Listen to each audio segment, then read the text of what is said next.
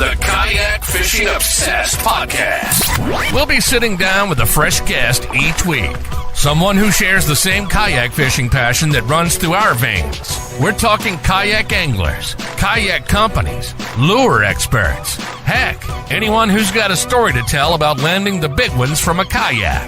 We're setting our sights on becoming the #1 kayak fishing podcast in the world. You'll get a chuckle, a grin, and hey, maybe even a belly laugh. Because we believe in the power of humor. But above all, we're here to educate and inspire. So, whether you're a seasoned kayak angler or just dipping your toes into this exhilarating world, join us on the Kayak Fishing Obsessed podcast. It's time to reel in adventure, camaraderie, and the joy of the catch. Here's your host, Darren Wendell. Fish freaks, welcome to episode number 136 of the KFO show, Kayak Fishing Obsessed. And tonight, you guessed it, it's got to be a banger. And we're going to be talking about something that might make a few of you a little uncomfortable. What if the reason you're not catching more bass isn't the lake? What if it's not the weather? What if it's not even the fish? What if it's you? And more importantly, what if artificial intelligence could actually prove it and help you fix it? Well, tonight we're diving into something that's pushing right up against the edge of what bass fishing has always been about: instinct, experience, time on the water. But what happens when you take all of that and layer in AI? Well, we've got the guy who built it joining us tonight, Sean Riggle, the mind behind Bass Thumb AI, a tool designed to take your fishing data, your patterns, your conditions, and turn it into real actionable insights on how to catch more fish. But before we jump in, real quick reality check. It's spring, air temps are warming up, sun's out, feels like it's go time, but that water, I know at least around where I'm at, is still very cold. And that gap between air temp and water temp, that's where a lot of people get themselves in trouble. And what turns a good day on the water could be bad real fast. So here's the deal. That's not just something that we mentioned. That's one of the core things we teach inside of KFAST, Kayak Fishing Advanced Safety Training. Understanding conditions, reading risk, knowing when things look safe but are not. And so if you haven't yet, go check out KFAST at kfast.co, take the basic course, and get certified. All right, guys, the question I've been waiting to ask all week. Wyatt, still got a job, brother? So it's kind of on pause because they can't actually fire me right now. Oh. So in between all of my taking time off to go fish, yeah, I've had jury duty since Friday. Actually, since Wednesday.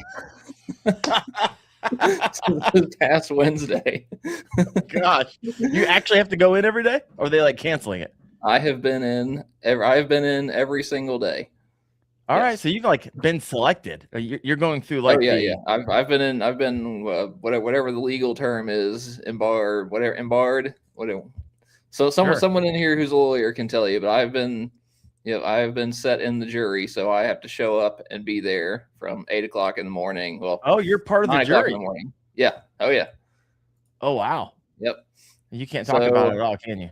I came back. I came back from a tournament. I was at work for like 3 days, and then I was like, "Hey, I have to leave.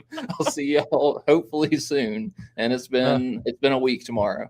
That's amazing. So a week ago today, Wyatt was supposed to be at work, but he's decided not to go and just to be late and show up to the podcast instead. That's dedication, folks. That's the co-host that I want on the KFO show. You're the man. Yep. I love it. All right. So for those of you just tuning in, you might be like, what in the world are we talking about?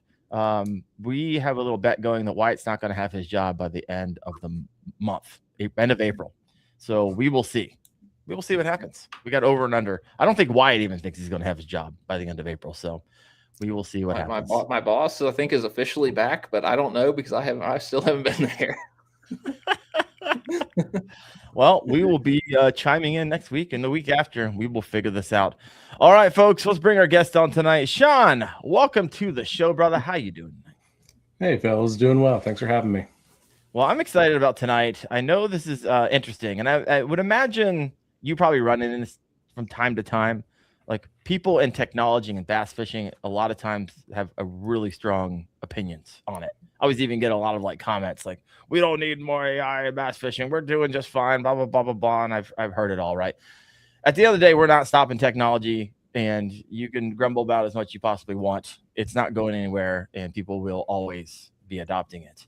But this is, I think, what people think tonight's going to be about. It's going to be a little bit different than you thought it was about, because as I was getting to know kind of what you do at Bass Thumbs AI, I realized it wasn't probably what a lot of people think it is. So really quick, let's back it all up. I love to share a little bit of the story. What was the I've had enough moment where you said there has to be a better way? Yeah, absolutely. And before I get into that, we'll give a plug for KFast. So being a year into kayak fishing, I was, signed up for KFast after hearing about it from Darren. And I was on the couch, completing my basic course. And my wife walked up. She's like, "What are you doing? Like, whose videos?" Because she hears Chad Hoover's voice. She's like, "Who the hell is that?" I was like, "Oh, I'm taking a kayak safety course." And she's like, "That makes me feel better when you're out on the water." So if you don't want to do it for yourself, do it for your wife. Like, she will feel more confident in you going out. And make sure your wife walks in the room while it's playing as well. So there you go. That's the real key right there. Yeah, totally. Yeah. So how I got to like making Bass Thumb, picked up a kayak. Ben grew up in the middle of Pennsylvania. I fly fished all my life. So right in the middle of Pennsylvania are some of the best fly fishing in the country. And, really end up, going into bass fishing, catching smallmouth on the Juniata, the Susquehanna rivers. But there's not a whole lot of lakes in the middle of Pennsylvania. So fast forward in life, like kind of stepped away from fishing. Life got busy, had kids, all that stuff. Picked up an Old Town PDL 120 a little over a year ago and started fishing lakes around North Jersey. And actually, North New Jersey actually has a ton of lakes. They're incredibly highly pressured because there was a bunch of lakes. There's a ton of people too. Yeah. And I found myself throwing the same lures, same techniques on lakes that I did on rivers that, led to a lot of success, caught a ton of smallmouth over the days. And I was getting skunked. And I was like, all right, this doesn't make sense. What is going on? So being a bit of a technology and data nerd, I started using Google Sheets, writing down where I fish, what lures I throw, what rod it was on, what line it was on, what the weather was, moon phase, all those things, and end up putting that into a large language model and generating insights of like, hey, maybe try this technique, during this weather condition. And after doing that through Google Sheets and just a large language model, I'm like, well, I have a background in technology and app development. I'm like, why don't I build an app for this? I can't be the only person that's having the same type of problem. Yeah. And that's where Bass Thumb AI was born. I looked across a landscape of fishing apps that were out there. I didn't want to use something that burns my spots and shows, hey, here's where I fish, here's where I caught fish. I wanted something to build something where it's private to you as an angler. Okay. Like what you caught them on, where you caught them. That is your data. It's private to you.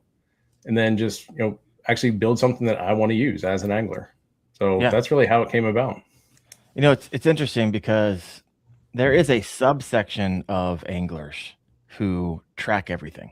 I mean, they love doing what you just shared, and they've been doing it on paper, and they've been doing it with sheets, and they've been doing it on, Google Docs, and you name it. And with the onslaught of a lot of these apps that provide opportunities to track it, and so a lot of people have kind of moved over to that as well. But I think you've taken it to the next level. So when you say language model, I'm actually just curious. I'm not a tech nerd. I'm not someone who tracks all of my catches. What do you mean by that? Obviously, it's synthesizing all of this data into something, readable or understandable. But I'm just curious. Walk us through what you did there. Yeah, when you talk about AI, what most people talk about is large language models, ChatGPT, Claude, Grok. There's all kinds of large language models. What they're really, really good at is bringing in a bunch of data, identifying patterns. Okay. So you can log your catches and not only see, hey, what's working for me, but also pull from data that's out on the internet, like what's working for other people. So when you think about the learning curve in fishing, a lot of it is knowledge. One of the things AI and large language models do is lessen that learning curve in time. Like nothing replaces time out on the water in real fishing. Like I will never argue against that, but just preparing and being confident of like, what are you tying on? Here's where you're going. What are the conditions? How many rods are you taking? Are you fishing from the bank, a boat, a kayak, a canoe? Here's how you can approach it. Here's what you should tie on based on where you're fishing, what time of day, etc. Like we build that all in. But I want to hit on the logs because that's one of the things that I end up doing. It's a lot of work to try to log, what you caught, the length, looking up the moon phase, pulling in weather conditions, pulling in barometric pressure, pulling in barometric pressure phases. We do all that for you. I was about to say I'm done. I barely want to take a photo of the fish and upload it to Fishing Chaos. Oh, totally. So all you have to do, it's always good to take a photo of your fish because we all like taking pictures of the big ones, like because you can remember them. But you essentially just put in your when you caught it and the location, and we pull in all the other data for you. So everything from, is it overcast? What was the weather like? What's the air temp, water temp? We're having a little bit of challenge with connecting to USGS to pull all that in. It's one of the things I used to do preparing for river trips is always look at USGS water flow data. Is it above the normal? Is it right about the normal? Like, how do you prepare? Pulling in humidity, wind speed, which, hearing from the guys from the Science of the Strike, wind speed is one of the most number one factors of are you going to be successful that day. I think their number was right around 7.9 based on, professional tournaments. Pulling moon phase for guys that are closer to tides, like, what's the tide doing? Is it going in, going out? 3-day warming trends. We pull in all that for you so you don't have to do it. Like, we make it simple. And what that does is that all open source information, or are you literally like developing partnerships with certain? Yeah, weather data is all open source, and USGS is a great partner. There's actually a lot of apps out there that just pull open source USGS data and charge for it, which to me is like, that's kind of crazy. Like, you're pulling it directly from USGS, like water flows, water temps. Like, you aren't sampling that yourself. You're pulling it from USGS sites. So that's what we're doing. We're pulling from open source data, weather providers, barometric pressure providers, and bring it all into your logbook. Yeah. So what's one of the most frustrating things that you see with apps out there, right? You're like, oh man, this is really giving apps really a bad name in the fishing world. You mentioned spot burning, but there are other like pet peeves of yours. You don't have to name the app, but you can name the features of apps. Yeah. Spot burning is a big one. But the other one is when they get super specific of like, hey, you have an 80% chance to catch your PB in this spot this day. I think that is total bullshit. Like, so it's like, come on, that isn't real. But people buy into that. But it's like that is not accurate. It's not applicable. So what Bassum's about is taking how you fish, what you're fishing, identifying patterns that are working, what isn't working. Mm-hmm. Yeah. Thank you, Bass AF. But then also pulling in recommendations. What I've heard from some of the people that have used it, some early adopters, of like, hey, I always stick with my same 5 baits that I throw. And as they've logged catches, it'll kind of say, hey, if you're successful with a Texas rig, why not throw a Nico rig? Or if you're successful with a Ned rig, why not try a Nico rig? And so on and so forth. Like, instead of going with a spinner bait, maybe try a bladed jig. Sure. It'll give you all those patterns and recognize alternatives that you can try out. All right. Wyatt, are you a tracker? Do you track all this stuff? I track like location, especially this time of year. So I pull up my Google Photos and it pins all the photos that I've ever taken, and I'll use that like this time of year to show me how far back in the creeks I need to fish. So I know last year I was fishing a tournament, and I practiced for 3 or 4 days, and I pulled up all my fish locations, and they were primarily like the first 200 yards inside of pockets or inside of, creek arms, things like that. And that just narrowed it down so much faster. So I could just, fish the first 200 yards, jump across, fish 200 yards coming out. And then just, it just speeds up the practice process. So other than that, I don't track too much other than locations. Yeah. And why don't you track more than that? I like to go out there and just kind of beat my head against the wall sometimes. Yeah, it's a lot of work. Let's just call a spade a spade. Yep. But our part of our job, like our core, motive is make that easy for you. Yep. So I downloaded it. It took less than 2 minutes to download, and logging a catch looks like it'll take me less than a minute to throw one on there. So one of the features we actually built in is bulk loading. So you can go back, search in your Google Photos for bass or fish, and just select all the photos. Right. Yeah, they're all timestamped, and it'll pull all that in for you. So you have a jump start. Oh, so this isn't just like, oh crap, I'm halfway through the season and I really wish I had all the information for the past 6 months. You can literally go back and select, and then boom, How far back can you do that? Let's see. I've done it as far back as a couple years. Oh, wow. Okay. So you back could, like 3 years. okay. So this gets really exciting. So for someone who's like, oh man, if I don't want to start doing it now, it's going to take forever for me to start building, an actual case for support and for the, coalesce all this information to give me actionable data. You're saying, holy crap, if you want to, you can go back and select, you bulk uploads on 1,000 fish and boom, it's going to give you all the juice. Yeah, absolutely. We don't have the exact date and time. That's a little bit more tricky, the exact location when you do bulk upload. Okay. But usually when you take a picture on your phone, it has like the location data. It's a little bit tricky to pull that. So that's one of the things that's on our roadmap for a couple months from now. Yeah. So you can bulk upload. We'll pull in the exact time and location. You don't have to put any of that in. Then you can go back in, put the lure, if you remember that, the lure color, level of the water column, top, middle, or bottom. And then it populates everything else for you. All right. Yeah, I just threw them in there just a minute ago, and it's got the times and everything on there. Oh, you're gonna create more of a monster.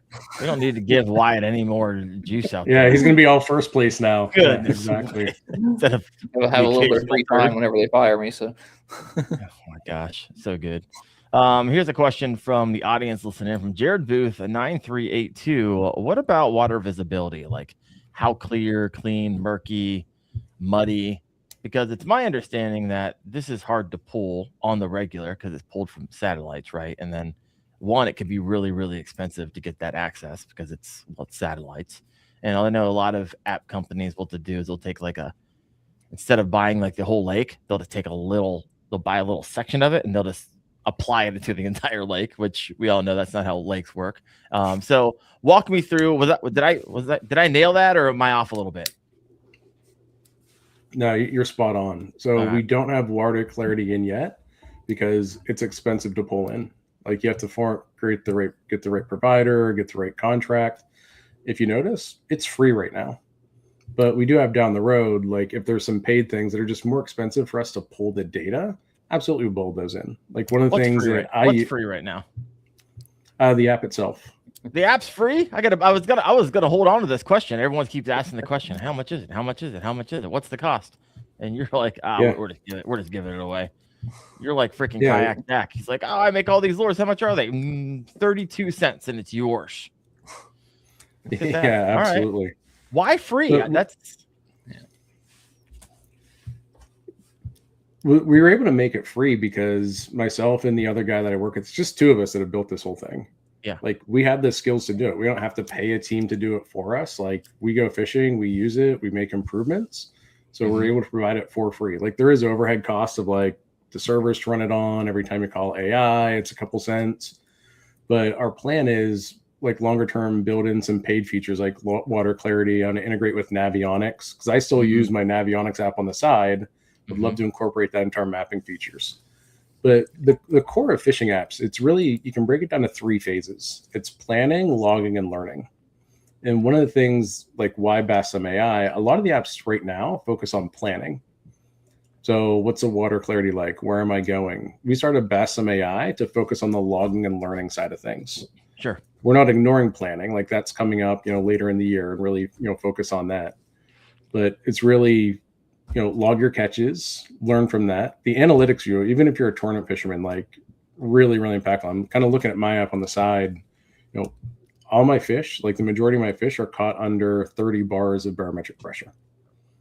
Okay. So I'll tie it to like the science of the strike guys. Like we have a lot of that data. And one of the things you can do now, because it's still free, we'll probably make it a paid feature in the future, is you can pull your data and see kind of how you're catching them, but you can pull everybody else's data as well. You don't get to see what they caught them on, where they caught them. But if you want to see thousands of catches that, does moon phase matter? You can start to answer that question. Does barometric phase matter? Does lure color matter? You can pull out, you won't be able to see like who actually caught it, where did they catch it, but we can aggregate some data that isn't burning any spots or giving anything away.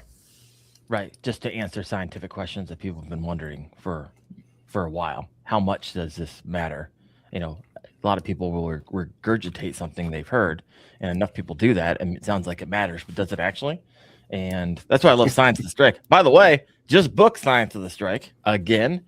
hopefully have them on every like other month for all of eternity. I loved having those guys on. Also, Wyatt, as you notice, I got good internet. Had that installed yesterday. Yep, I very nice. fired my old internet company, and so good to go there. I love it. Oh, Wyatt's like, I don't have good internet. He's like, I'm out of here. I'm out of here. You internet shamed him. Yeah, I did. He's like, all right, I don't have good upload or download speed. I'm out of here. Real quick, you mentioned, we'll hop back into this. If you have a question for Sean, go ahead and throw that in the comment section. I will star that and we will get back around to it. It's a funny comment from Steven Sturgeon. I don't want to be here to hear this one.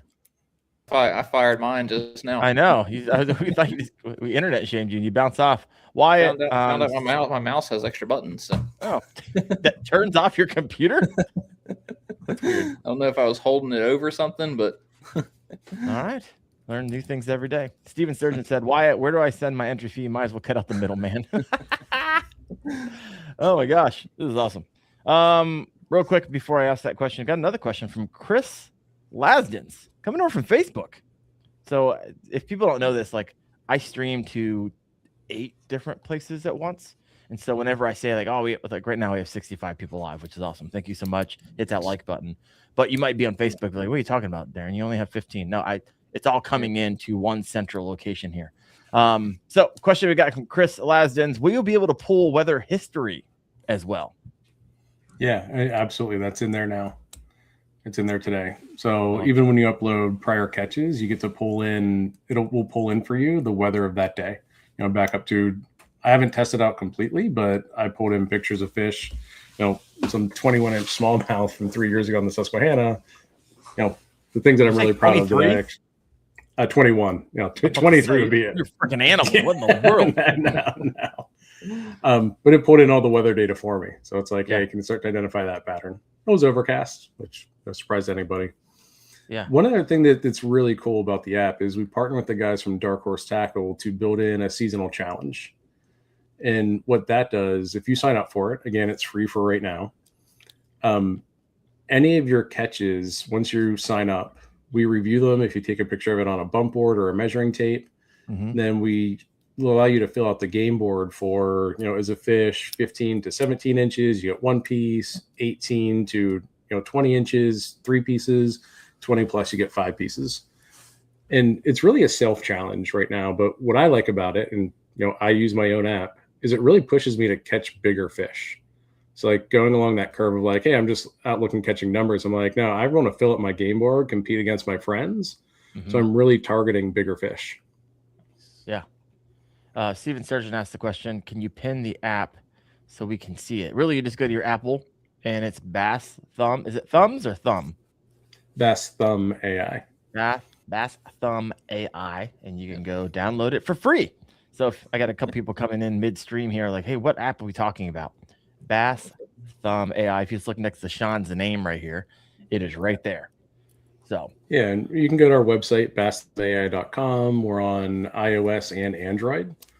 So pretty easy to find. Yeah. So you mentioned early on in the show, and this is Kayak Fishing Obsessed. Let's talk about your Old Town PDL Pro? PDL Sportsman. PDL Sportsman. Wyatt loves this, as you can see. He's wearing a Old Town hat, Old Town jersey. He's got an Old Town tattoo on his neck. And so he is all in. All in. Is that an Old Town shirt under your Old Town jersey? Is that what I just saw? Oh, yes, it is. Oh my gosh. I'll spare you all the Old Town boxers they sent me. So, oh man, they went all in on their merch. My gosh. So walk me through, out of all the kayaks known to man, and which I think is wild, there's like 3 new companies this year coming out of left field. Like Camino Journey is now available. So that's a completely new kayak company. FluxJet just started shipping. And then you have Voya X just coming out with a new kayak. We got new kayak companies. This is going to be a wild year. I look forward to getting my hands on some of these. But out of all of those that when you bought it a year ago, why Old Town? Why not Bonafide? Why not all the other? There's a lot of options out there for you. Yeah, the Old Towns, they're tanks. Like I'm 6 feet, 250 pounds. Like I need something that's stable that I can stand up on. And so watched a ton of videos, did a ton of research, and it's what I landed on. I love it so far. Yeah. It's been really good to me, but I do plan on picking up a flux jet. Put in my pre-order back in January. Hopefully it ships by October, because the one thing it isn't great at is skinny water. Yeah, like that. They were booked out, man. Good. Yeah, but their shipping's been delayed, so hopefully they get it out. But I'm really excited for the flux jet. But love the Old Town. Like, it is great for lakes, bigger rivers. Just mounted an anchor wizard on it, this past weekend. Had the fish finders. Really enjoy the PDL drive. Like, the thing moves, like, easy to control, and it's super, super stable. Yep. Like, what sold me is the video of the guy on, like, I forget who it was, but it's Bearded Dad Fishing, one of those guys. He's in his swimming pool, like, walking around trying to tip the thing, like going up on the bow, going on the side. Like, you'll fall off, but that thing probably isn't going to tip. It's a bit of a tank. But the other thing I'd also say about it's like, you have to have some muscle to be able to move that thing around. Like, some of the spots I take that in, like hauling it down, kind of bank faces, like 250 yards, like it's a bit of a haul. Yeah. I was just out in my Old Town PDL Pro today, and I think it's a monster. I wish the handle wasn't like on top, because it makes it really, like, I put native sidekicks on it. I don't know if you're even supposed to do that, because I don't think it's rated for it, but I do it anyways. But this thing it's hard to manage when you do that. But my goodness, it was really windy today, and it was freaking sweet. And I love the drive. Like, I used to run a Propel drive because I had a Native Slayer Propel 10, and then I had a Bonafide P127, which is the same Propel drive. And this one's quieter. It's quieter than the Propel. So I was like, oh, I wasn't expecting that. So pretty sweet. All right, we got some questions over here. Steven Sturgeon Wyatt says, "Hope you don't show your Old Town tramp stamp." Yes, we all. Oh no! It's gonna be. I got to hit the X-rated button, and I don't want to do that. So please don't. Old Town. Oh, we don't think we've ever done this before. Let me know what kayak you were running in the comment section. We got an Old Town fan here from Trevor Wagner. What's up, brother? Good to see you. We keep on seeing each other at the same boat ramp at Gunnersville every single year for nationals. So let me see. Bass AF 817. So I helped the guy carry his. Dang, that thing is heavy. I fished my 136 on the Susky last year. Yeah, dragging that thing across rapids and everything. Oh, I hear you on that. I've been there. So are you gonna get a river kayak, Sean? Yeah, I was between the Bonafide RVR and the Flux Jet came out. I really like the Flux Jet, like jet drive and skinny water. Sure. So being able to have a motor on it, like, and especially if you're fishing by yourself on a river, like, if you're not fishing with somebody else, it's a challenge, right? Because like where you put in, you have to get back to it. So excited about the Flux Jet to be able to do that. What has blown my mind, and this is not a slight, and this isn't a slight on anybody who got it and is waiting for it, but how many people bought this thing without having like any information outside of what they put out there? Sight unseen. That is, it's like buying a house sight unseen. It's not, they're $3,000, $3,500. And so I really hope this thing comes out and it is as wonderful as they keep telling everyone it is. And I guess we'll know really soon, because they shipped out their first half of their January orders. So this will soon be hopefully a very, very good experience for everybody. But that was kind of wild for me. It was a leap of faith for me. I'm like, this is an expensive kayak. Yeah. But you only put 500 down, which is not trivial by any means, but you pay the balance when it gets closer to shipping.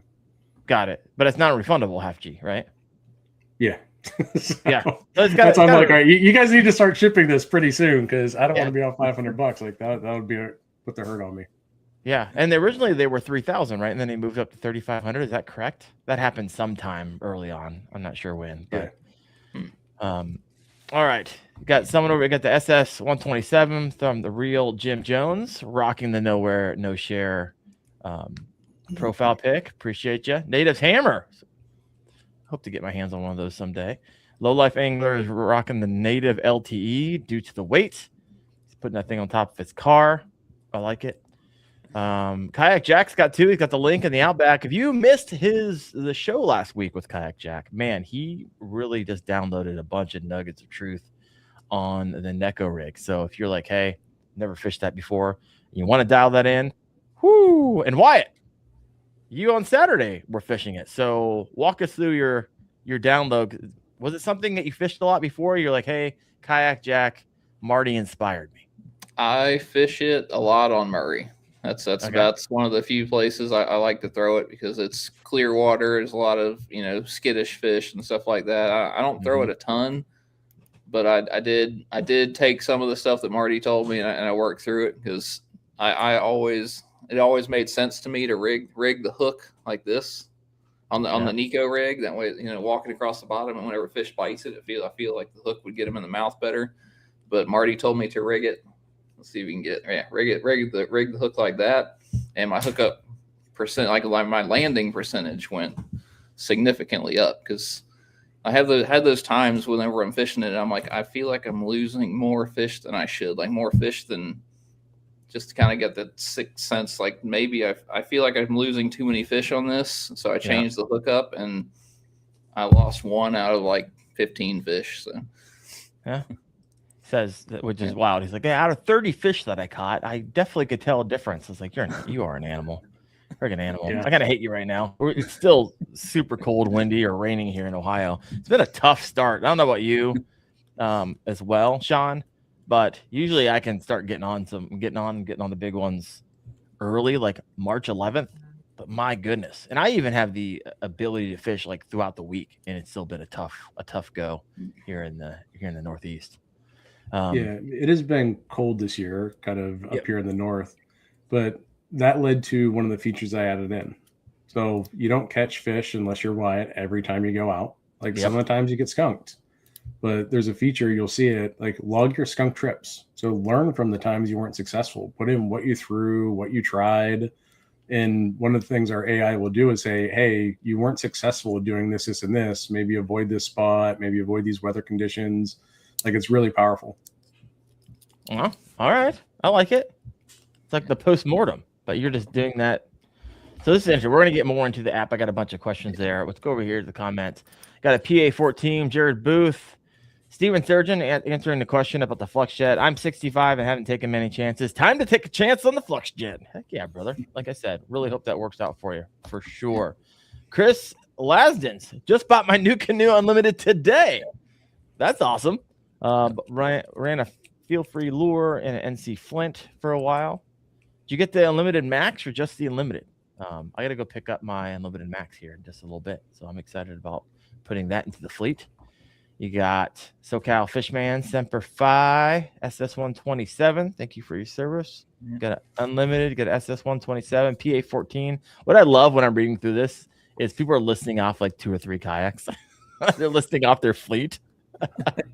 I remember when I first got into it, I was like, oh man, I wish I just had one. I'm looking around, like all these guys have like 3, 4, 5, and they're $15,000 rigs. I was like, can I just get one, please? I just need one. Because Wendell's got 7. Jerk, give it to me. I love it. Kayak Jack said he's still filling orders from that podcast. Oh, I love it. All right. Yeah, Kayak Jack, thank you. I'm one of those orders, so just got my weights today, so I really appreciate it. Looking forward to getting out there, throwing some Nico rigs. So here's a question for you, Sean. And like I said, those listening in, if you have a question about this app, free app, by the way, when does it stop being free? Yeah, so the plan is to start to do freemium. And what that means is we want to have all the fun. Well, one, if you sign up today and you're getting all the features that are in there today that cost us money to run, we're not going to take that away from you. So being an early adopter, definitely a benefit. You're getting grandfathered. Yeah, exactly. But I would say probably later in the year as we start to build features that just cost more money to make calls to AI providers, weather condition providers, things like that, getting a little bit more advanced, we'll have to start charging a little bit for it. So I think once Marty signs up and starts logging 2,000 bass a year, he's going to have to start charging. Yeah, exactly. Fortune. You don't know Marty and his administrator. He used to be an administrator. Sitting there, ding, ding. Yeah.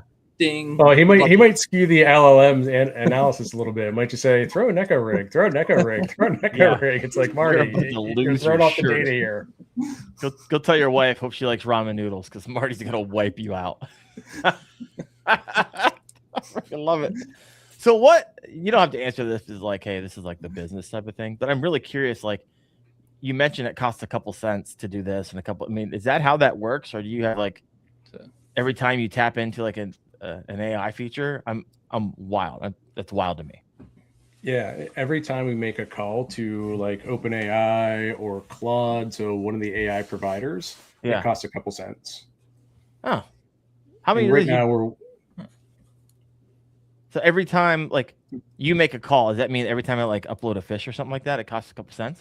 Or how's that work? Not a fish. So anytime, so there's two key AI features. One is the AI trip plan. So you say, hey, create me an AI trip. I'm going fishing in this spot on this day from this time to this time. I'm fishing from the bank, boat, kayak, canoe, targeting these species. It'll create you an alert. How many rods are you taking? It'll create you a plan of, hey, try loading up, tie on the night before your rods this way. That's always good to prepare. Saves you time when you get to the water. And gives you an hour by hour plan of what to fish where, which rod to use, gives you some ideas. Like that costs a couple cents for us to do. Same thing, there's an AI coach assessment. It looks back over all your catch history and says, hey, here's what's working well. Here's patterns that are successful. Here's what's not working well. Here's our alternatives to try. It'll even say, here's some new techniques to try. And it actually links to Wendell fishing videos to learn those different techniques. So that hack job, that costs everybody on the internet to choose from. And you chose that no talent clown. Man. Yeah, exactly. Got to start somewhere. OBS and the Nico rig is going to be the only thing it suggests anymore. Yeah. When someone, it's going to cost them a couple cents too to listen to the ad. So I get a couple cents every time someone watching one of those videos. I love it. So you mentioned like, good. Finish your thought because I have this written down. I won't forget it. Yeah, I see a question from Bass AF. So any species of fish, absolutely. Like it's geared towards bass fishing. Smallmouth, spots, largemouth. But when you're out fishing for bass, especially on rivers, you're going to catch walleye, you're going to catch pike, you're going to catch pickerel, you're going to catch bluegill. You can log those as well, and it'll give you the analytics for those species. But it's heavily geared towards bass fishing. Yeah. Who's your? Do you work with your friend who helped you get this up off the ground? Yeah. So when I graduated from college, started a career in software development. I started like on a Monday. He started on a Wednesday. So I would say, hey, you're number two. But it's just been the two of us getting off the ground. He's really my Android specialist because I'm an iPhone person. To get up and running on Android, needed some help, and he's more technical than I am, candidly. So one of the things we're going to lean into later in the year, and this will get a bit in the technology weeds, is agentic flows. And what that means is we can create essentially AI bots that are experts in like lure color, lure selection, pattern recognition, get really specialized AI agents or bots. He's going to help create that and the orchestration layer. So the AI knows what to call when to provide the best guidance and advice. You just use a lot of words. It's going to be science with a strike. But it sounded. Well, here's the beauty of it. You don't have to know a thing about AI to use it. Like even my wife's a marketer and she's like, do you want to have AI in it? I'm like, for now I do, because I think it's a separator. But you don't have to know anything about AI to use it. That's the beauty of it. Like you don't have to open up a prompt window, do any of that. No prompt engineering. You log your fish and you put in where you're fishing. You ask it for advice and it gives it to you at the click of a button. It is all working in the background. So this is the beauty of, if you're like, hey, I don't understand all this AI stuff, but you don't have to with this app. And it's free. Did not think that was going to be free. Bass AF has probably the most important question of the night. Does it suggest a cigar selection? That's what I need to know. I mean, I'm road mapping. I'm a loyalist to my Monte Cristo whites. So come on now. I go, like Monte Cristo whites, it's the way to go. The recommendation every single time. Yeah, exactly. The other thing I love about it, it's me and my buddy, we're avid bass fishermen. Yeah. It's built by bass fishermen for bass fishermen. It isn't some app that was outsourced to some other country to develop or an MBA project, things like that. It was really, hey, I want this to help me catch fish, to log my catches, to generate insights. And I have a great partnership with the guys at Dark Horse Tackle. Like they're awesome. So second Ryan just went down and took first place at the Kayak Adventure Series down in Tallahassee. That a 17-hour truck drive from Tallahassee back up to Pittsburgh in Ohio. they gave me tons of ideas. Like they just hit me with a whole notepad of ideas. I'm like, thank you. That's what I love about it. Like, log into the app. My email for Bassam is sean@bassamai.com. I'm on Instagram. I'm on Facebook. If you have any ideas, like, hey, it would be cool if it could do this, let me know. Like, we'll put it on our roadmap. We see if we can build it. We can't say yes to everything because there's some things that are just like might cost like $500,000 to build. I'm like, no, we're trying to like take the low hanging fruit that we're able to build that's core to our mission. But yeah, give us ideas. Like, what do you want to see? Like, if you had a magic wand, what would a fishing app do? Like, we'll take that and we'll try to build it in, and we'll give you shout outs for doing that. How much time do you spend on this, like, after work? Because this is a side hustle, right? It is a side hustle. I have my day job for a demanding company in financial services. I also have 2 young kids, 3 and 6. So this is a nights and weekends. Yeah, this is late nights and weekends.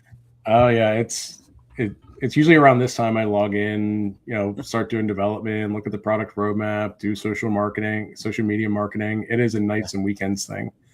I like to tell my wife I'm in founder mode. Kind of gets under her skin. She's like, "Hey, can you help clean the house?" I'm like, "I'm in founder mode. Can't." Oh, I'm sure she loves that. But it's also been a ticket too of like, "Hey, I need to go out and do market research. I need to go fishing more."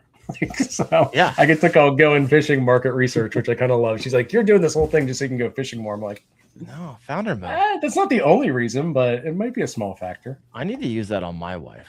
Hey, I'm in founder mode. I'm in entrepreneurial mode. I just don't think it's going to work. What works for you guys? I love it. All right. Let me see here. I got a couple questions over here. Does it work for saltwater fishing? I'm assuming yes, but yeah, it does. Any nuances? I mean, saltwater fishing, the tidal flows are in, but saltwater fishing is a different animal, than freshwater fishing. I actually get this question a lot. The core foundation of the app, maybe a year from now, we create a saltwater version. It's just different species. You're dealing with different factors. Like it's a whole other game. Yeah. Okay. Good.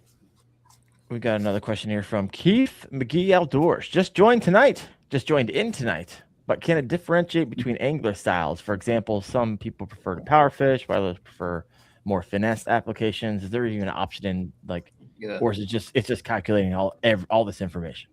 I tell Keith, congrats on winning the tournament this past weekend. He just fished a local tournament right around here, and he won it this past weekend. So. Oh, congrats, brother! It's freaking awesome.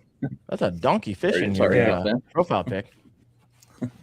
Yeah, congrats, Keith. Not right now, but one of the features that's coming up in June is onboarding. And what I mean by that, we're going to build in, what platform do you fish from? What's your style? What do you like to catch? So we can tailor the AI device a little bit more. But absolutely, it's one of those, one of the things we could add to the analytics and insights is how are people catching fish? What's more dominant, power fishing or finesse fishing? Break it down by season. Absolutely. So I'm writing that down to add to our roadmap. So thank you, Keith. No, I like it. So here's, I guess, back it up just a little bit, right? Not everyone had a chance to download the app or upload fish yet. So walk me through a typical fishing trip using the app. What happens before, during, after, and then it's a 2-part question. What kind of recommendations is the AI actually giving? Right. Obviously, probably lures, location, timing, all kinds of other things I'm probably not thinking of. Yeah, I use it as a second opinion for where I'm going fishing. So I put in where I'm going fishing, the time, start and end, how many rods I'm taking, give me a plan. And so that helps me tie on the night before, get prepared, get the truck loaded up, all that good stuff. Yeah. And so that's kind of the planning part of it. And then I go in, and when I'm fishing, I take pictures of the bigger fish that I catch. Ideally, I take a picture with the lure with the fish on the bump board so I can remember what I caught it on. But a lot of times I'm only catching 5 or 6, so it's kind of easier to remember. I'm not like Wyatt that just goes out and casually catches 30 fish is a general day. But then I go home and input the lure data. So go in, log the catches. By the way, someone's like, is it easy as just tapping photos and then do a bulk upload, or is it a little bit more technical than that? That's it. It's super easy. Really, it's as easy as selecting 5 or 6 photos and then sending them off an email. Boom. Yeah, I would say to load a catch probably takes about 10 seconds, 15 seconds. And that's just the upload time. I mean, get the stopwatch out. That's upload plus entering the information. It's pretty simple. Okay. And that's what we're all about, making it the log and catches as simple as possible. All right. So what recommendations is it now giving? You talked about it a little bit, right? So we have lure, locations. What else is it sharing with you that someone might be surprised? Like, oh, that's interesting. Yeah, one of the things I like about the AI trip plan, it'll look at the weather, the moon phase, etc., and give recommendations based on that. So like, we know if water temps are cold, fish might be a little bit more sluggish. It'll give lure specific to that. So it brings in those seasonal factors, which is really nice. Yeah. Like, we can look it up and we can use our own brain, but I never take the plan. Like, whenever you're working with AI, and this is a general recommendation, always be the human in the loop. Mm-hmm. Like, it's giving you, don't follow the plan exactly, but take some of its advice. Like, it knows what it's doing. It can do pattern recognition, and then tailor it to how you want it. Like, what lures you actually like fishing. It might, recommend a spinnerbait. You might go with a bladed jig. Do it like that. Like, use its advice. It might give you a different perspective, but always put your own spin on it. Yeah. So this is something I would love, for it, like, send me a notification if I can put in triggers, right? For instance, I'm fishing the river and I know that river is awesome at 350. And it's going to be in the next 12 hours. If I could put in, is there certain parameters that I could set it up where it like sends me a notification like, hey, your perfect conditions that you love to fish the rivers on is coming up in tomorrow morning at 8:00 a.m. Is there things like that?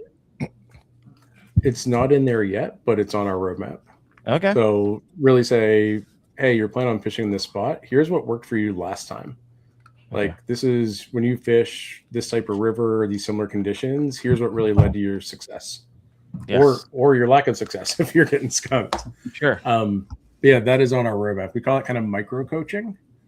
But yeah, absolutely. I just I'm literally writing ideas down as we're talking.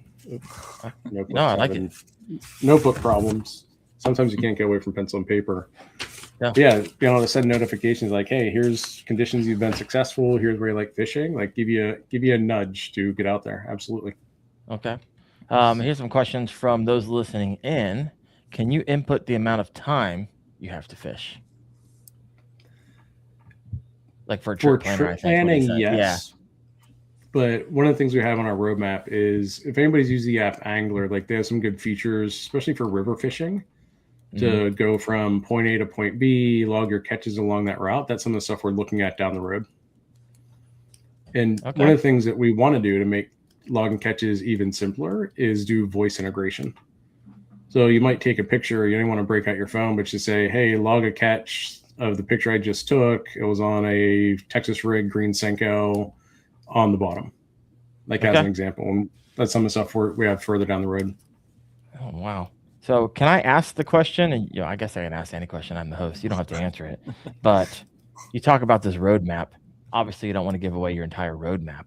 But what are some things that, if you would be willing to give away, some things you're like really excited about? Yeah, one of the things I'm really excited about is the agentic AI coaching.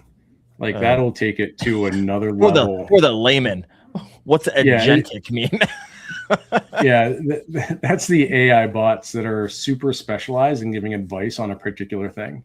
So how does that make do you program that person? Do you like create like a, like ChatGPT, you can create a GPT for certain things. You do that, plus you give it a bunch of data. Like, if you think about like a lure recommender or lure color recommender, it can give it a lot of data, similar like research from the guys from Shrines to the Strike look at. So it is a very smart AI, because what a lot of large language models do now is just pull from the internet and the wealth of information. But you can say, hey, start with what we told you about, center around that, then scour the internet for other ideas. So it makes them really specialized. So you're placing really the core, and then they go scrape the internet for other reputable sources. Fascinating. Yeah, you place the core, it looks at your data, and then brings those together. And then if it doesn't have enough information, we'll scour and pull in other information and recommendations. Huh. Fascinating. Wyatt, what's going through your mind, brother? What questions you got? I'm just trying to figure out a way to integrate this to like. It would be so cool if you could just get everybody in a Bassmaster event, 200 people to log all their fish on one body of water, and that way, anytime anybody comes back to that body of water, you can just pull up just thousands of fish catches on one body of water, and you just, hey, I'm showing up here on this date. Tell me where to fish. It's just like this lure and this type and this depth level and stuff like that. Man. So yeah, that's actually, we're going to build that in. I'm not going to be able to get like all the Bass pros to use it, but that's one of the things we have on our roadmap that I'm excited about too. And this came about from, my business partner fishing up on the St. Lawrence River. And he's like, you're talking to guys at the ramp and they're telling you, hey, this is working, this isn't working, kind of simulating that. It's like, hey, how do we pull people that have fished this lake, how they've been successful, like lure recommendations off that. So a little bit more local to lakes and rivers. Yeah, that's definitely on our roadmap. How long has this app been available? So we went live on iOS back in January, and then we went live on Android the first week in March. So it is an app infant. Let me say it that way. Yeah. And initial feedback, what are you getting? Good and bad? Because you can't be perfect out of the gate, right? Let's be honest. Yeah, a lot of the feedback's been around the analytics and ease of logging catches, like how good that is. And like different lure recommendations, people are liking that because they'll kind of say, hey, I didn't think about this, or I stick to my 5 same lures. Yeah. Recommend some things. But our mapping isn't great, candidly, because that's one of the things you have to pay for more advanced maps to make those really good, to add in different layers, partners with Navionics. So that's a lot of the feedback we get, like, hey, could your maps be better? And yes, but that's a little bit further down the road, and that'll be, a not free version, because we can't, eat a $25, $50 Navionics subscription as an example and provide it for free. Right. I can't go lose the house over developing an app. Let me say it that way. What's the most expensive part that you would actually love to pull the trigger on right now, but you can't because it's like, my gosh, it's cost prohibitive on so many different levels? Yeah, I would say Navionics integration. So it's one of the things that I pay for my own subscription. Would love to incorporate that. Like looking at depth maps, being able to see your catches on a depth map, using AI to identify the patterns. Like, well, we have in top, middle, bottom, but if we can get down to specific feet things we're caught at, like that would be huge. Like that's the one thing that's cost prohibitive right now that I'd love to include. How much something like that costs? Based on users? Yeah, it's based on users. I think it's what kind of negotiation power do you have with Garmin? Like right now with a couple hundred people using it, I think they kind of say, hey, piss off. You're not worth our time. Talk to you later. Right. Yeah, exactly. But a couple thousand, I think they'll talk ball then. Okay. Interesting. Wayne Wright's got a question here. Is it available in Canada? I'm on the other side of the St. Lawrence. Yeah, absolutely. It works anywhere. Like not specific to the US, not specific, to North America. Works pretty much anywhere. We don't have, I'm assuming you're an English speaker. We don't have different language integration. Like it is in English. So that's the only caveat right now. All right. Awesome. Keith McGee, Outdoors. So many videos break down bass fishing lakes by either being a highland or lowland reservoir. Will the angler or the app be able to log the water body type? Not yet, but I'm writing that down is something to add in. And one of the things we'll be able to do, walking away with a crap ton of work, Sean. My gosh, that's like 7 long nights, not being able to get any sleep. Love it. Yeah, exactly. But one of the things I'll do is not make you put that in. Identify based on the lake, what type of lake is it? So trying to make logging easy, not have to enter more data. We'll look that up for you. Yeah. Okay. I like it. What's up, John G. Wilson? Thanks for hopping in. You got Hunting and Fishing Oklahoma said, I just downloaded the app. I like it. Yeah, thank you. Appreciate it. I like it. I talked about feedback. Now, the other question I have is like testimonials. Those are fun. When people's like, hey, I actually used what I put in and what you've created to coalesce into inputs that actually had helped me catch my PB or a crap ton more fish. Are you starting to, I know you started in January, so you'd have to get people down south. But now we're entering in, Wyatt's been catching fish for a long time. What's that type of testimonial feedback you're getting? Yeah, so just about every month, I try to reach out to a handful of people on the app via email. Just ask, like, very candid. What do you like about it? What don't you like about it? Is it actually helping you catch more fish? Because that's what really matters. And what would you like to see in it? And so I actively engage people that are using it. I also have an advisory board set up of a handful of people, some guys from Dark Horse Tackle, a guy that's a fishing editor, Outdoor Life, a tournament bass fisherman, Armando from Bass Kayaks and Beer. So I have a handful of people that look at our roadmap on a quarterly basis and say, hey, here's things that we think would work. Or do they agree with the direction we're heading? So it's just kind of a pressure check from a swath of people throughout the industry to see if we're heading in the right direction. Yeah. So I get feedback from active users, but also from a board of advisors. Okay. Wyatt, any questions? Not so far. I'll say Chris right there has a question about integrating lake maps. Like, have you played around with like Smart Strike and things like that? Is there any integration that can be done with that? Yeah, that's where I was looking at Navionics, because in my opinion, it's one of the best out there. So would love to integrate Navionics into the app. Yeah. To really get the topography of the lakes. Yeah. I know, like Humminbird has a Smart Strike where you punch in, you say it's cloudy, you're fishing for largemouth bass. I'm fishing, the bottom half of this lake, and it's cold front conditions, and you punch that in on the map, and it'll highlight sections of the lake that you should check out. He's writing a ton of yeah. I'm writing it down. I love it. This is like your think tank. Everybody here, you're making this app even better. So this is awesome. Here's a question I have for you, Sean, and it's one that kind of goes outside of the box of what we're talking about. But Fur Fishing has a question here, and I've always wondered the same question, because when I went to Humminbird a couple of months ago, I asked their R&D, like their lead guy, about when AI is going to be integrated into fish finders, and he's like, AI is already integrated into fish finders. Like, well, this is what I mean is like really integrated. Like, you don't have to think. You can just buy a fish finder that's connected to AI, and you can just type in, I'm on this lake, where should I go right now? And it's synthesizing all this information that's pulling from everywhere. Is that, how far in the future is that, do you think? Now, granted, this isn't necessarily, I guess it could be for what you're doing here, because if you could, as long as it's personal to the person, it's not being shared with the world, I can see how that could be wildly effective if that's integrated also with fish finder technology and sonar and, Live 360 coming out here soon. Like, what's your thoughts on that? I think we'll see that within the next 2 years. I mean, who's going to come out with it first? Possibly Humminbird.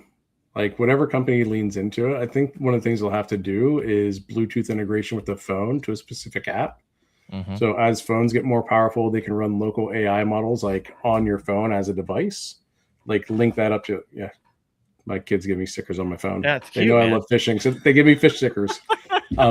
Works great when I'm in big professional meetings at work. They're like, "What's on your phone?" I'm like, love my kids. They know I love 100%. fishing.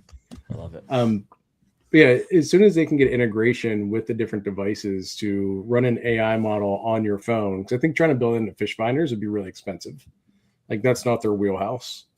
So run that locally on your phone, hook that up to your fish finder to give you like really, really good insights and recommendations of where to go, depths, etc. I think that's in the next few years. The pace of change around AI is mind blowing. Wow. This is going to be crazy. Someone just wrote, I honestly don't understand why anyone would want to use AI for fishing. This type of technology is ruining fishing, in my opinion. And I guess everyone's entitled to their opinion. I don't think it's ruining bass fishing. I haven't noticed any uptick or downtick in the amount of bass that I'm catching. Like, it's been pretty steady since I've been fishing for the last 5 years. I think one of the things it does, like, hear your perspective. Yeah, I appreciate it. But it gives you a little bit more confidence being out on the water, or what you're throwing, lets you learn about, what patterns are making you successful. I think that's where it adds value. Yeah. That's what I like about your app. It's not like taking everyone else's information and then saying, hey, this worked for everyone over here, and they're all like just putting in random information. It's not even true in the wrong places just because they don't want to share all their spots, and then you have a bunch of junk data. So how do you keep up with that, right? Not having junk data. How do you keep this thing squeaky clean so it is literally like to the T going to be wildly effective for that angler? Yeah.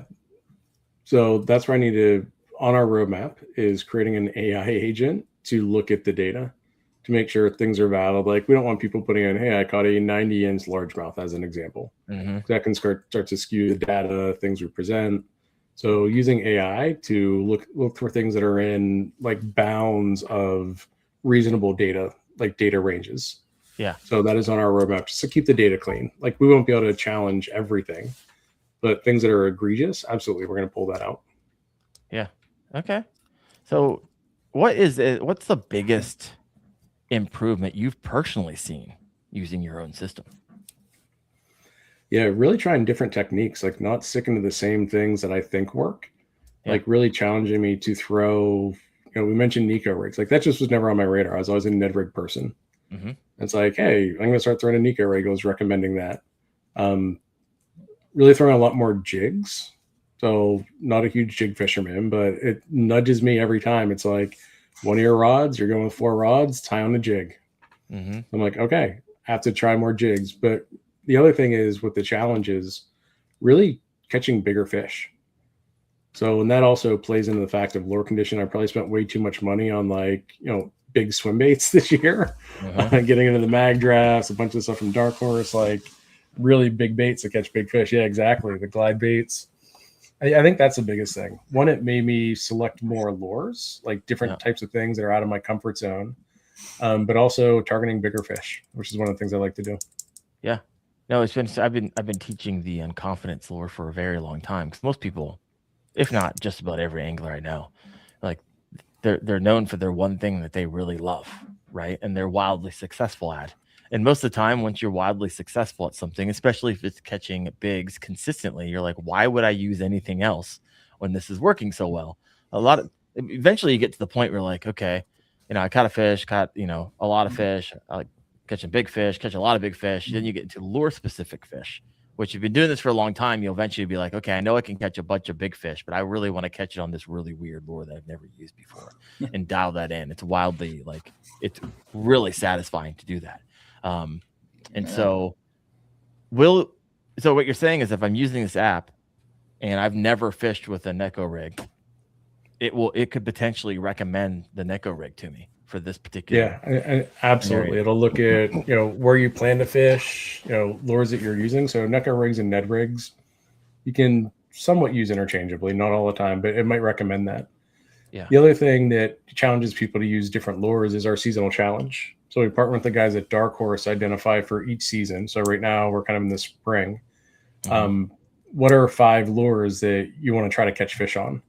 So that's also a way to extend the challenge of like, instead of just going with your same 2 or 3 things, like instead of going with the drop shot, a Texas rig Senko, and a chatterbait, I need to reach out. Maybe for the spring lure challenge, it's a square bill crankbait.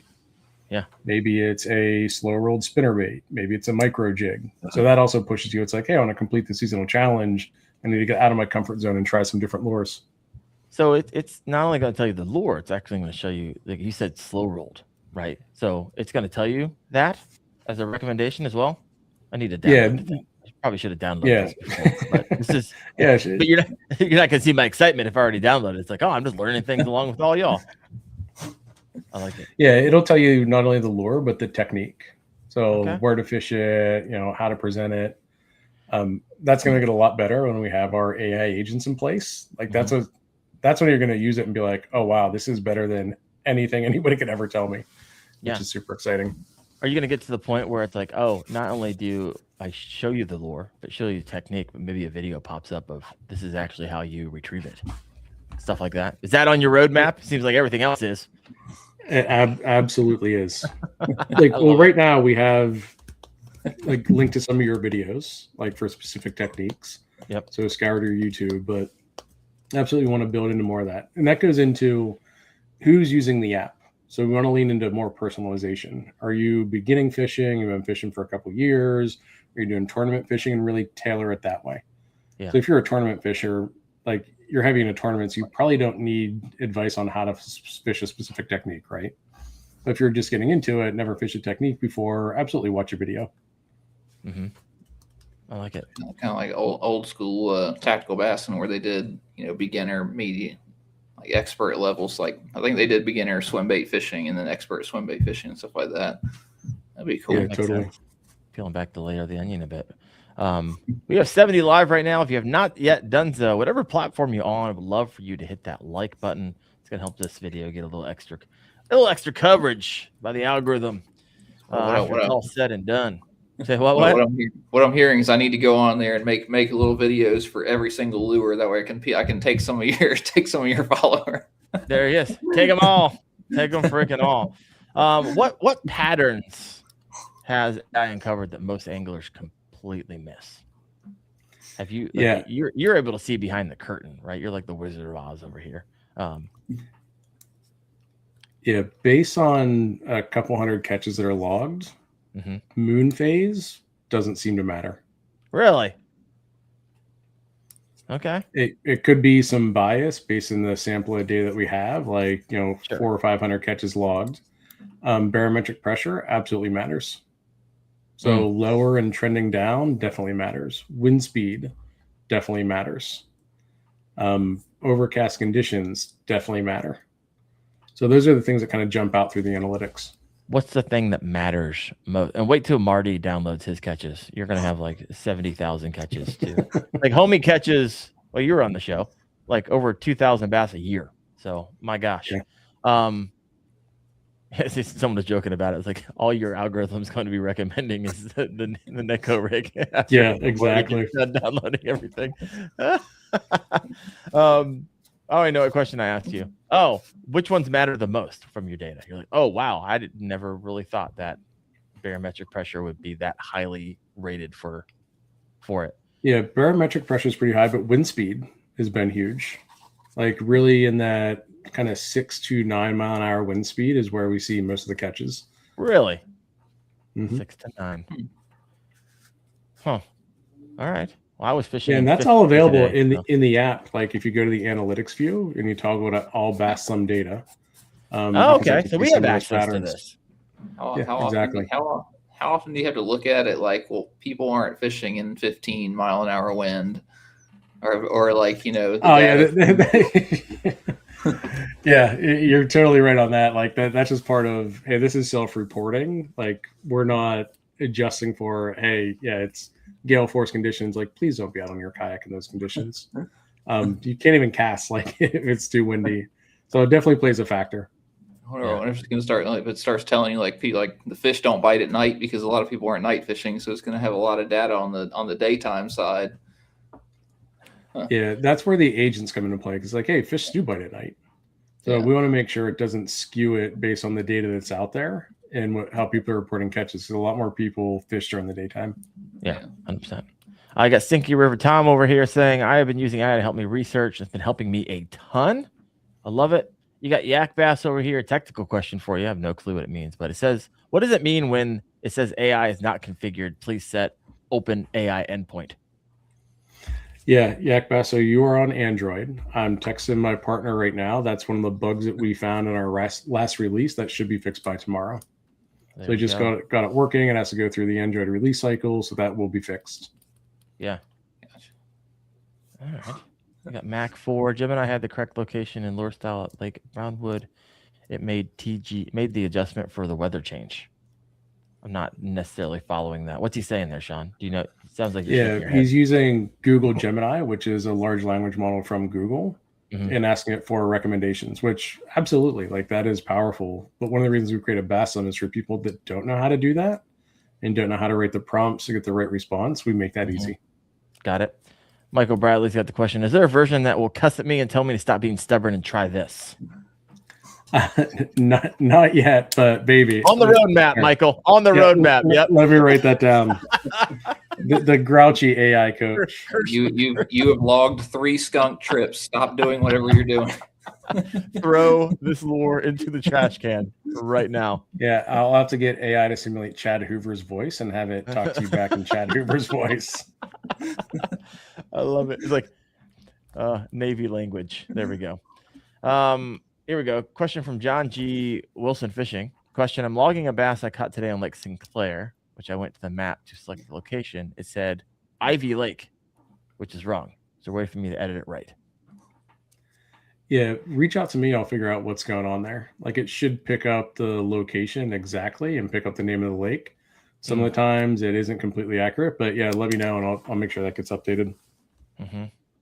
So what's one of the feedback that you get? Obviously, I mean, we even had someone in the comment section, which I'm not trying to like throw anybody on their bus, but he was like, I think this is like unethical. And so do you get a lot of that, Sean? A lot of like people who are just like, it should be no electronics and back to the basics. And like, what's your thought process on that? Yeah. I mean, like I said at the beginning of the show, technology is not slowing down. And so you might not like it, but there will always be adopters of technology. And like you said, AI is moving at such a rapid pace. I don't think people fully understand what that really means. So I guess this is a couple questions.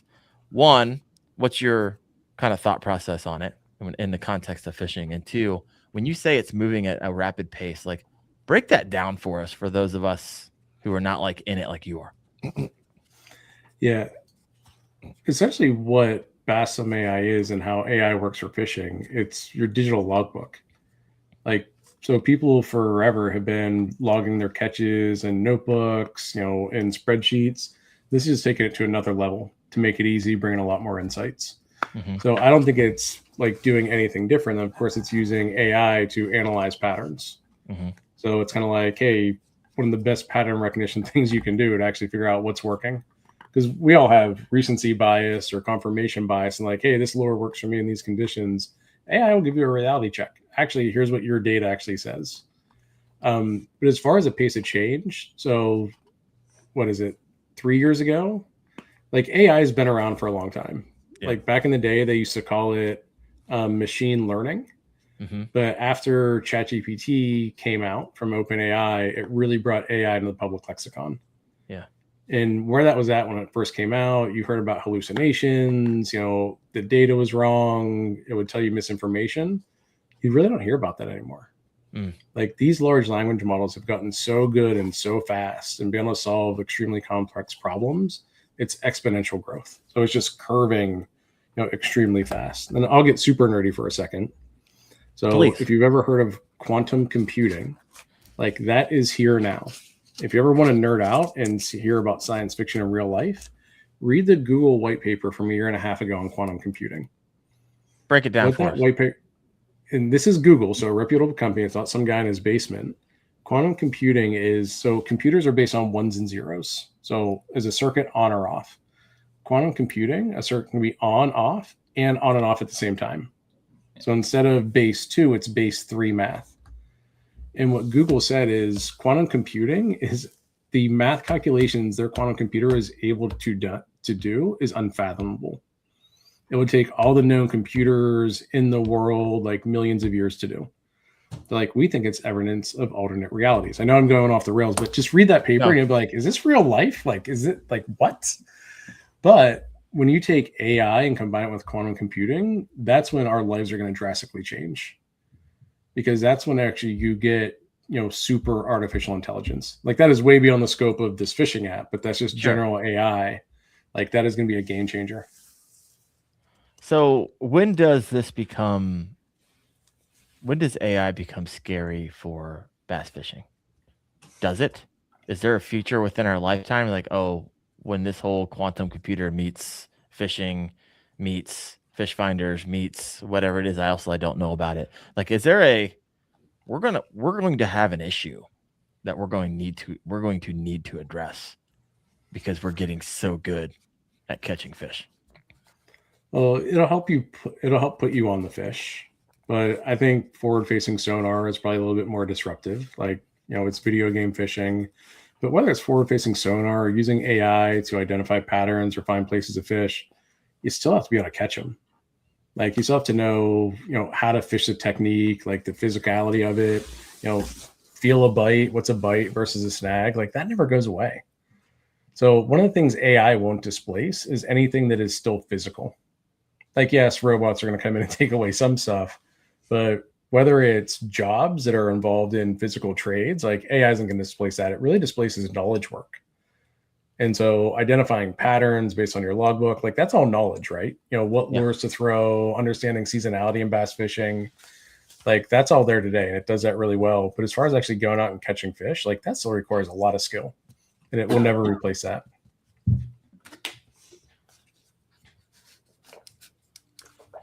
How much easier? My question, I guess, is how much easier can it get? Like, it usually takes someone a lifetime to learn all the knowledge, right? And by the time they, learn all that, they can't fish anymore because they're too old. But we're taking that lifetime, and we're essentially saying it's on your phone. Yes. Right. Yeah. That's here now. Now you got 40 years of smashing them that people didn't used to have, right? So that's pretty significant. And now if you do that at scale. Yeah, absolutely. That is here now. Yeah. So it's, the information's out there. Like, you could spend years reading books, talking to people, getting experience on the water. That's all knowledge. So AI is disrupting that knowledge and making it available to anyone, whether it's bass fishing, whether it's academics, whether it's day jobs. But you still have to go out and catch fish, with your rod and reel and lure. Like, it isn't going to replace that. Like, the minute fishing robots come out, like that's when I'm done. Like, that takes all the joy out of it. Do you think, this is a fascinating question, will AI ever replace fishing guides? Because fishing guides, knowledge, right? A lot of times. They're not catching the fish for you. So, yeah, I think it'll change what they do. So it's still hard to beat going out with somebody who really knows a body of water, the ins and outs. Like, that is just tough to do with AI. Mm-hmm. And getting firsthand knowledge of like, hey, you're retrieving this too fast or cast here, like, isn't going to replace that. So it might change some of the fishing guide knowledge of like, hey, just general insights or general knowledge about a location. But I don't think it displaces them completely. I can even say I'm excited on the 23rd of April going out with a fishing guide on the Susquehanna. I've been fishing there for 20 years. Yeah, I use AI for fishing, but this guy says he catches 10,000 fish a year on the Susquehanna. Like, I want to learn from him hands-on. Like, what are you throwing? Where are you throwing it? Like, that is still so nuanced kind of in our sport that it doesn't replace guides completely. Here's a different angle to that question. Although it may not replace guides, will it replace the felt need for a guide? If someone has all this information available to them on their phone and it feels like, oh, this is more information than I can even like synthesize in my own brain, I can't even understand the information that's available to me now. Why would I pay for a guide? Do you think that happens more? Because that, like, logically, that makes sense for me. Yeah, I think a little bit, but I don't think it displaces them completely. Like, going out on a boat with somebody who knows the water, like, you can't beat that. Yeah. Do you get a lot of people who are skeptical of this whole thing, what you're doing? Like, what are some of their, like, outside of saying I'm a little bit skeptical? Like, what are ways that people say that to you? Yeah, like, is it ethical? Like, are you gonna ruin the sport? But I would say overall it's been supportive. But it's really, hey, the technology's here. Whether there's an app for it or you use, some people mentioned Gemini or Grok, like, it's kind of doing the same thing. We just make it easy. There are skeptics of like, how good can it be? Like, right now it's okay. Like, I'll be the first person to acknowledge that. Like, it's within a year since this whole idea even came about. So we got it to market extremely quick. But I think by the end of the year, we're going to get it really good for giving advice. Yeah. No, I like it. Stinky River Tom, my man, pushing through some cash my way. Thank you so much for supporting the channel.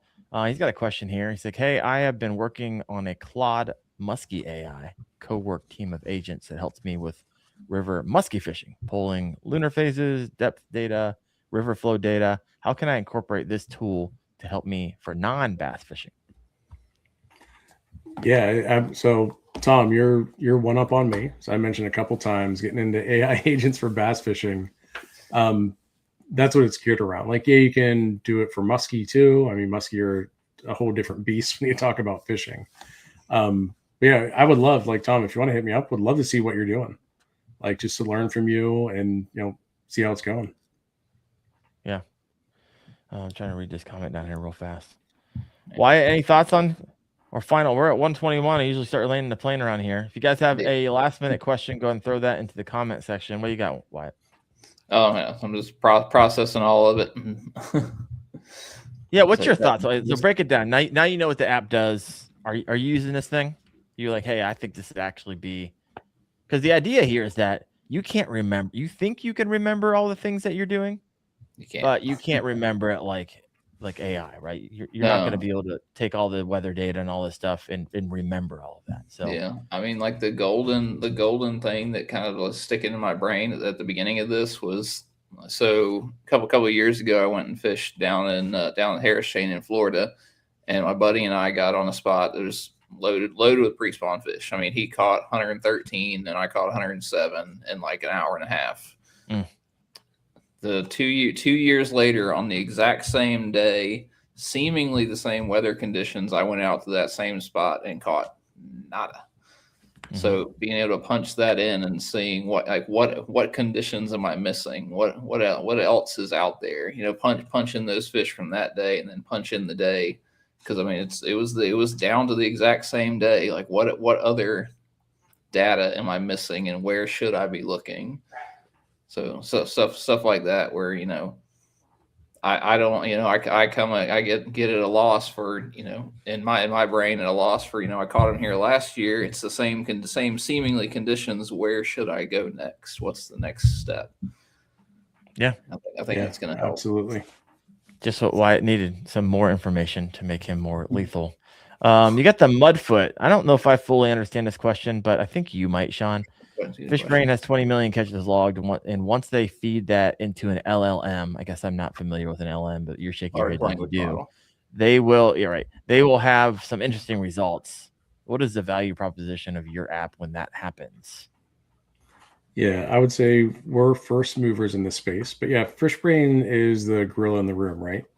Like they have a ton of catches logged, but what's fundamentally different between Baslam and Fishbrain is we don't share exactly where you caught the fish with other people. This isn't a social media app.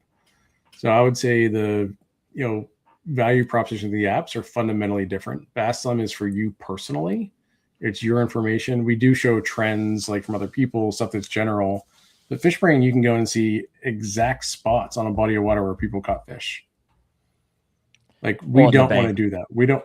Yeah, exactly. We don't want to burn those spots. Like that's not who we are. Yeah. Now, I guess I will ask a question. You said that's not who we are. Is there ever a day where you're like, hey, we might do this? No. That's one of our principles. Got it. Part of your DNA. Never going to happen, folks, in case you wondered. No matter how much money they throw at them. So this is an interesting comment coming from Hunting and Fishing Oklahoma. And I want to get your thoughts because I feel like it's more than this. I can see where it can help the new anglers that are just starting out and trying to figure out what lures they need to buy. And what would your response be to that? Yeah, that is absolutely true. I don't think it's just for new anglers, like people that are more advanced that do tournament fishing, like Wyatt's example. Like, hey, I was down here last year, same spot. Everything I remember stays the same, but we can generate those insights of like, actually, maybe the barometric pressure was different. Maybe moon phase does matter. Maybe it's wind speed. So it's things that you might, like our human brains really can't remember. We're doing that for, tournament fishermen, more advanced fishermen. So I think the analytics really come into play for people who are more advanced. Yeah, that's what I love about it. It's like, okay, I don't necessarily need a lure. I might take a look at it, but what I love is just having all of my analytics being coalesced into a dashboard. Like that's absolutely. Like the AI trip planner, the AI coach is for people who are more in the beginner to novice. But if you're more advanced, your digital logbook enriched with a ton of data and being able to view that in analytics like that, that's powerful for anybody at any level.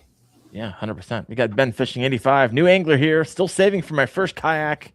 This type of info is priceless to me. Awesome, man. Glad you're getting some value out of the live. 60 people live right now. Appreciate y'all chiming in and learning about this. Sean, what's one question I didn't ask that I should have? I think you covered it. Wow. Look at that. Yeah. Yeah. Appreciate you guys having me on, waiting to see where Wyatt ends up. And yeah, excited about to see where Bass Thumb goes over the next year. Yeah. It's been a pretty quick ride so far. I'm sure. Silverpunk 2427 is a trip planner active. It says AI is not configured. Yeah, Silverpunk, you're on Android. Yeah. I'm gonna text my partner right now to see where we're at with the release. So it should be fixed by tomorrow. Your partner's gonna be like, what in the world? You need it is the joy of like developing a team of people or an army to like say, hey, this needs to be fixed. It's me and him. Like that. Yeah. That's what it is. How long is your roadmap? Because I would imagine you think of new things. Sky's the limit, really. Yeah. I have I have a lot of experience in my day job as a product manager. And what that means is building software and products. Been doing that in financial services for the past 20 plus years. So I keep a high level roadmap, at least a year out, like a year to 18 months, focus it on the next quarter and get granular on specific features to build in. Mm-hmm. So, well, Wyatt, any other thoughts, comments, questions? I'm gonna start punching them in here as I use it. I do have a tournament this weekend, so I'll punch all those fish in there. I'd be fascinated to see kind of what you come up with, Wyatt, because I know you probably only take pictures of large fish, and you have a big history of those. So this will be interesting. We'll have to circle back and maybe on the next show and be like, hey, what's some of your analytics actually telling you? So this will be good. It's be really good. Well, Sean, appreciate you. If you have not yet done so, head over to bassthumbai.com. Did I get that right? Yep, you nailed it. And also, where's the other places that you're on social? Like, where's your home bases over there? Yeah, you can go hit us up on Instagram. So Bass Thumb AI. I'm personally on Instagram. Sean at Bass Thumb AI or Bass Thumb AI Sean on Instagram. Also on either of those places. Keep up with, at least on the Instagram side, we share, latest features, new release information. So it's a good way to keep up with the pulse of what's going on. Yeah. And real quick, if you have not yet downloaded it, you might want to do that before it starts being freemium. So you can get grandfathered in, start using that. Hopefully this helps you guys put more fish in your kayak. And Sean, appreciate your time. Wyatt, appreciate you. And thank you all for listening in. And we will see you. Do we have something next Tuesday? I never remember. I feel like I have something. I think we have it. I just don't know if I have a guest net. Anyways, we'll see you next Tuesday night or the following Tuesday night, 8:30 p.m. Eastern on the Kayak Fishing Obsessed podcast. Y'all have a good one. See ya.